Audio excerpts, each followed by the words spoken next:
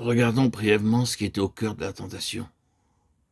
Par son union avec Dieu en esprit, l'homme était constitué pour avoir toute chose en relation avec Dieu et dans sa dépendance de Dieu. Sa connaissance, sa puissance devait être essentiellement spirituelle et Dieu devait rester le Seigneur absolu et le souverain de sa vie. Une relation spirituelle et un esprit, organe et fonction, rendaient cela possible. La tentation consista pour Adam à avoir toute chose en soi-même. Cela était possible.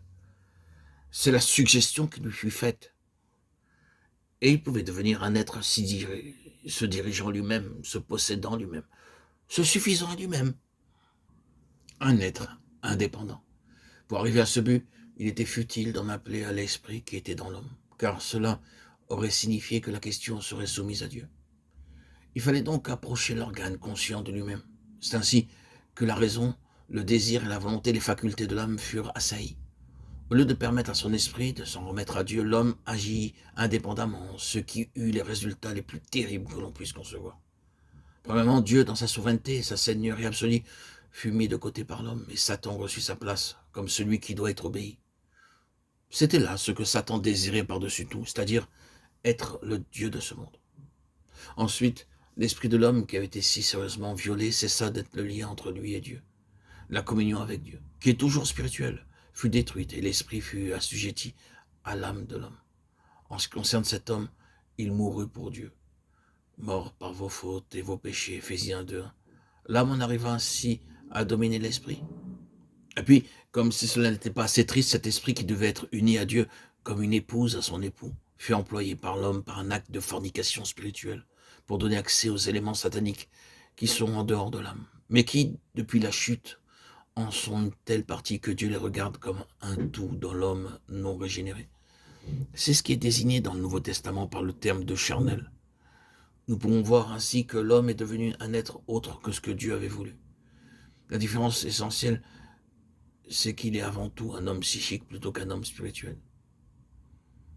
Il ne faut pas une intelligence extraordinaire pour voir combien cette création est devenue un ordre de l'âme. Tout le système qui gouverne ce monde est psychologique. Tout est basé sur le désir, l'émotion, le sentiment, la raison, l'argument, la volonté, le choix, la détermination. Quelle grande place occupent les formes variées de l'activité de l'âme.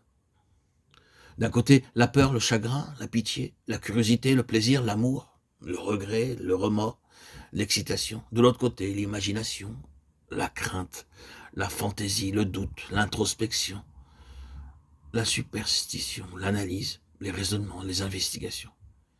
Et encore, dans une troisième direction, le désir de possession, de connaissance, de puissance, d'influence, de position, d'admiration, l'attrait du monde, de la liberté.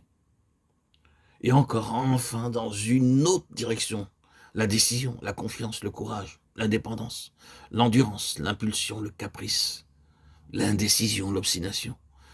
Oh, nous ne disons pas que tout cela soit mauvais, mais nous pouvons voir par toutes ces choses que toutes sont des formes de la vie de l'âme, que nous vivons dans un monde qui presque en entier est un monde de l'âme. Mais ne nous arrêtons pas là. Pensons à la place qu'occupe tout cela dans la vie et le service chrétien. Depuis le premier pas fait en relation avec l'Évangile et dans tout le cours de notre activité chrétienne.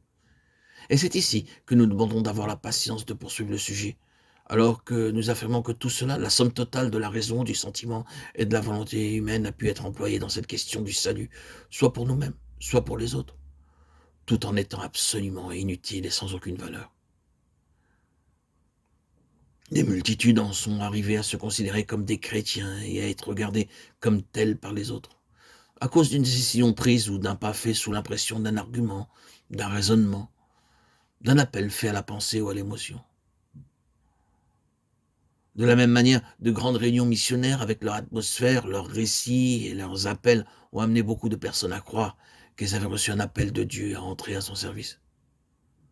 Mais le temps a prouvé dans un très grand nombre de cas que cela n'était pas né de l'esprit, mais de la force de l'âme de l'homme, l'âme animale.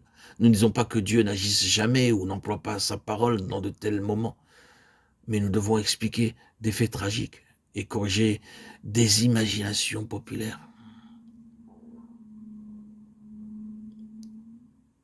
Cette conversion qu'a choisi l'homme est-elle de l'âme ou de l'esprit? est-elle un appel de Dieu de marcher par son esprit, ou un appel dû à l'âme contrainte et dépendante de ses émotions, de ses sentiments, de son intellect?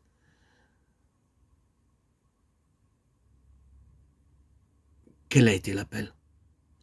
Ainsi, vous serez, si vous avez été assujetti à votre moi, votre être charnel, ou c'est au contraire votre être charnel qui a été libéré de la vanité de votre corps et a fait ainsi une rupture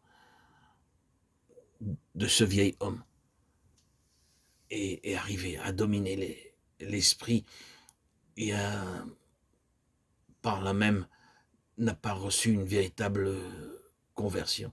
La véritable souveraineté,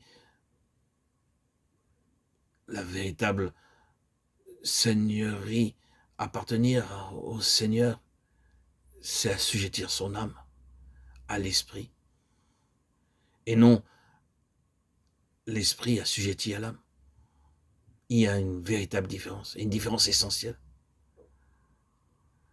L'homme n'est pas un homme psychique, mais un homme spirituel, et ne doit sa conversion qu'à l'appel de l'esprit, et non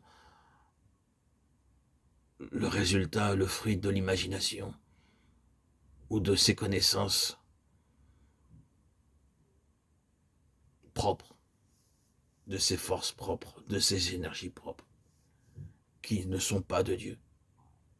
L'homme n'a pas été crucifié, la chair n'a pas été crucifiée, sa conversion n'est pas réelle, et le temps lui démontrera que ses choix étaient sous l'âme, sous l'emprise de l'âme et non de l'esprit.